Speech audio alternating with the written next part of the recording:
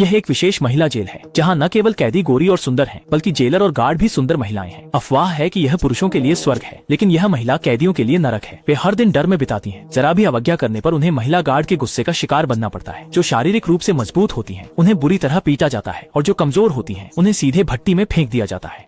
ऐसे उच्च दबाव के उत्पीड़न के तहत महिला कैदी केवल चुपचाप सहन कर सकती हैं। डरती हैं कि कहीं दुर्भाग्य उनके सिर पर न आ जाए। बेला को आजीवन कारावास की सजा सुनाई गई थी, और जैसे ही उसने दहलीज पर कदम रखा, उसने महिला कैदियों की असामान्यता को महसूस किया। वे सतह पर तो मिलजुल कर रहती हैं, लेकिन अंदर ही अंदर अपने अपने स्वार्थ साधती हैं। जैसे कि शांत दिखने वाली दमाई जो चुपके से अपने बॉयफ्रेंड होंग्यान के साथ पत्राचार करती है। ये रहस्य संयोग से बड़ी बहन हे द्वारा पता चल जाता है, जो तुरंत जाकर अधिकारियों को इसकी सूचना देती है। जब सभी लोग बाहर काम कर रहे होते हैं, तभी दमाई को अचानक अधिकारियों द्वारा बुलाया जाता है और उसके शरीर से छुपाए गए पत्र को बरामद कर लिया जाता है। हालांकि सामग्री में कोई ठोस सबूत नहीं था, लेकिन जेलर फिर भी गुस्से से भर गई और सीधे दामई को हवा में लटका दिया।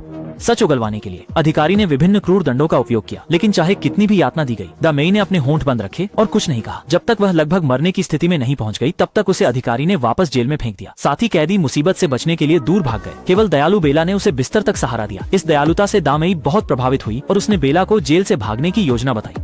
हालांकि बेला को यह बहुत पागलपन लगा, लेकिन अंततः उसने शामिल होने का फैसला किया। इस जेल में भले ही महिलाएं मुख्य रूप से हों, लेकिन कभी कभी पुरुषों की झलक भी दिखाई देती है। जैसे फल लाने वाले दो युवक, उनके लिए यह काम एक शानदार अवसर है।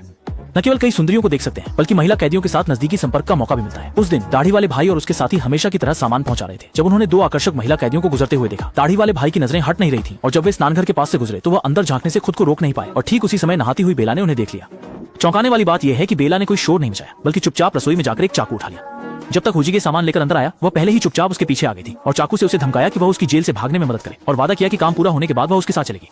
यह दृश्य अप्रत्याशित रूप से एक अधिकारी ने देख लिया। हुजिगे ने खतरा भांपते ही वहां से भागने में ही भलाई समझी, लेकिन बेला इतनी भाग्यशाली नहीं थी। उसे एकांतवास कक्ष में ले जाया गया, जहां उसे अमानवीय यातना सहनी पड़ी। हालांकि इस बार की घटना ने बेला की इच्छा शक्ति को खत्म नहीं किया, बल्कि उसकी जेल से भागने की दृढ़ता को और मजबूत कर दिया। लेकिन जेल के चारों ओर खड़ी सुरक्षा थी, जिससे भागना आसान नहीं था। एकमात्र उम्मीद व साधारण दिखने वाला लकड़ी का दरवाजा था। हालांकि केवल दो लोगों की ताकत बहुत कम थी, उन्हें और लोगों की मदद की जरूरत थी।